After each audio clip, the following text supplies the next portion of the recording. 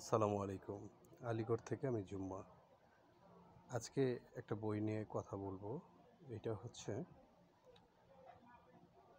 ক্লেয়ন Austin. Kleon অস্টিনের লেখা steal like an artist. Steal like an artist আমি আপনাদের শুনলেই মনে হবে যে কেমন একটা অদ্ভুত নাম।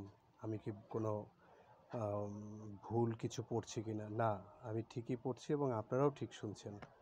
যে স্টিল লাইক অ্যান আর্টিস্ট অর্থটা এরকম দাঁড়ায়, যদি আমি আবিধানিক অর্থ করে বলি তাহলে দাঁড়াবে হচ্ছে চুরিকরণ আর্টিস্টিক ওয়েতে। তো আগেও শুনেছি আমরা চুরিবিদ্যা মহাবিদ্যা যদি না পড়ো ধরা। তো এখন এটা বই আকারে আসছে, স্টিল লাইক অ্যান আর্টিস্ট, চুরি করো আর্টিস্টিক ওয়েতে। তো এই বইটা পড়তে যেয়ে আমাকে প্রথমে আমি খুব নেগেটিভ মনে করেছিলাম যে এটা কোনো নেগেটিভ বই হবে। হ্যাঁ, কিন্তু আসলে না, নেগেটিভ না, খুব পজিটিভ একটা বই। যারা প্রেজেন্টেশন নিয়ে ভাবেন, প্রেজেন্টেশন স্কিল নিয়ে যাদের জড়তা আছে প্রেজেন্টেশনে, অথবা যাদের লেখাতে অনেক জড়তা আছে, তাদের জন্য এই বইটা, লেখালেখিতে যাদের জড়তা বা পড়ার ক্ষেত্রে যাদের জড়তা আছে, সরি, লেখালেখিতে এবং প্রেজেন্টেশনে যাদের জড়তা আছে, তারা এই বইটা পড়তে পারেন।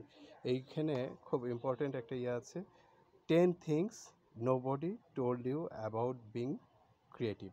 আপনি ক্রিয়েটিভ হতে গেলে যে 10টা জিনিস কেউ আপনাকে বলবে না, সেই 10টা জিনিস নিয়ে উনি আপনাদের সাথে আলোচনা করেছে। এই 10টা জিনিস কি কি, এই যে এখানে খুব সংক্ষেপে দেওয়া আছে।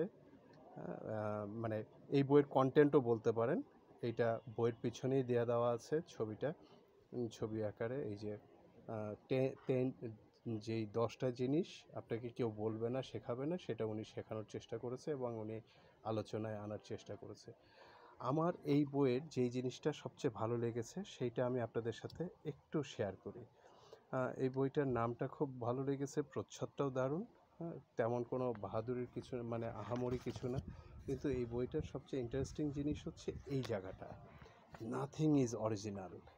নাথিং ইজ অরিজিনাল কথাটা হচ্ছে এরকম যে পৃথিবীতে আমরা যখন কথা বলতে যাই বা কখনো লিখতে যাই, তখন দেখা যায়, আমি যেহেতু বাংলাদেশে আছি, বাংলাদেশের কথা বলি, হয় কোনো লেখাটা, কোনো একটা প্রেজেন্টেশন হয়তো হুমায়ুন আহমেদের মতো লাগছে, তো অনেকে বলে যে আরে তুমি হুমায়ুন আহমেদকে কপি করেছো। অথবা যখন এইরকম একটা ঘটনা, ঐতিহাসিকভাবে একটা ঘটনা আছে, আপনাদেরকে বলতে পারি। পথের দাবি উপন্যাসটা যখন শরৎ লিখলো এবং বাজারে আসলো, তখন সবাই মনে করেছিল যে রবীন্দ্রনাথ বোধহয় ভিন্ন নামে এই উপন্যাসটা লেখে, এবং শরৎচন্দ্রকে অনেকেই বলেছে রবীন্দ্রনাথ স্টাইলে আপনি লিখলেন। শরতের এটা নিয়ে অনেক দুঃখ ছিল, ছিল, বাট শরৎ এটা যেহেতু পরিচিতি পেয়েছে এবং শরৎ ওই ব্যাপারটাকে উতরায় উঠে। আমাদের আলোচনার বিষয় হচ্ছে কারো মতো হয়ে যাওয়া, আর উনি এই জায়গাটাই আলোচনা করছে যে nothing is original. Nothing is original মানে কি হচ্ছে, উনি বোঝাচ্ছে যে পৃথিবীতে কেউ অরিজিনাল না।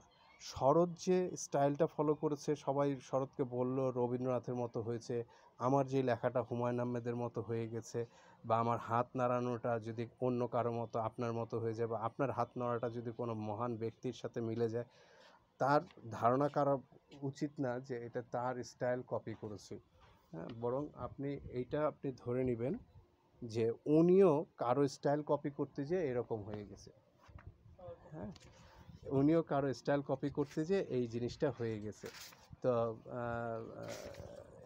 এইটা একটা অংশ, এই অংশটা আমার খুব ভালো লেগেছে। আর দ্বিতীয় যে অংশটা আমার ভালো লেগেছে সেটা হলো, উনি বলছে, এই যে আমরা বলছি, ওনারা বলছে, দাবি করছে যে কী বলার নাম, নাথিং ইজ অরিজিনাল উনি বললেন, এবং এর পক্ষে যুক্তিটা হচ্ছে এরকম যে আজকে যিনি যেই স্টাইলে হাত নাড়লেন, কালকে ওনাকে এইভাবে কথা বলতে বলেন বা এইভাবে লিখতে বলেন বা এইভাবে কিছু করতে বলেন, উনি পারবে না।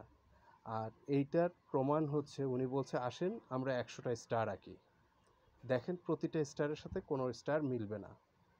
হ্যাঁ, তো দেখেন এই যে এইখানে সত্যি সত্যি উনি স্টার এঁকে দেখাই দিলেন যে আসলে কোনো স্টারের সাথে কোনো স্টার মিলছে না। তাহলে কি দাঁড়ালো, প্রেজেন্টেশনের ক্ষেত্রে আমরা প্রেজেন্টেশন দিয়ে যাব, এটা ওরাল হতে পারে, এটা রিটেন প্রেজেন্টেশন হতে পারে। ওরাল প্রেজেন্টেশনের ক্ষেত্রেও ভয় পাওয়ার কিছু নাই, কারোর সাথে মিললো কি মিললো না এটা বিষয় না, কারণ কেউ তার স্টাইল নিজস্ব স্টাইল, একই কথা বারবার বললে আমি যে কথাটা এখন বলছি এই একই রকম কথা আবার বলতে পারবো না, এবং একই রকমভাবে আমার হাত পা নড়বে না। প্রত্যেকবারই চেঞ্জ হবে, মানুষের সাথে মিলে যেতে পারে, কিন্তু এটা ধরার বা বুঝার কোনো কারণ নাই যে যেটা মিলে যাচ্ছে কারোর সাথে সেটা তার ইউনিক না। আমারটা আমার মতো, সে তার মতো। সে একরকম করতে গেছে কিন্তু এটা হয়ে গেছে আরেক রকম, এটা হতেই পারে।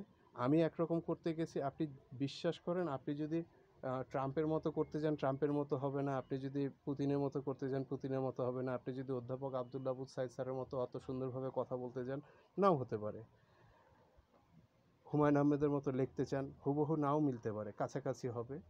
তো এইটা নিয়ে টেনশন করার কিছু নাই। আর এইটাই উনি বারবার বলতে চেয়েছেন, যে প্রথম যেই ইয়েটা উনি বললেন 10টা বেস্ট বললেন, আইকন মানে বেস্ট 10টা বিষয় নিয়ে উনি আলোচনা করেছেন। তার মধ্যে আমার যে দুইটা জিনিস ভালো লাগলো বললাম, একটা হলো নাথিং ইজ অরিজিনাল, আর আসে আমরা 100টা তারা আঁকি, 100টা তারা 100 রকম হবে। হ্যাঁ, এইটাই হচ্ছে এই বইয়ের সংক্ষিপ্ত।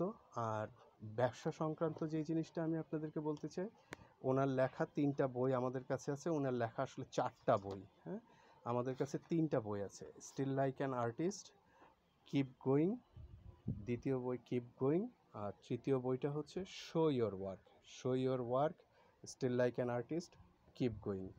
এই প্রত্যেকটা বইয়ের আবার বাংলা অনুবাদও আছে।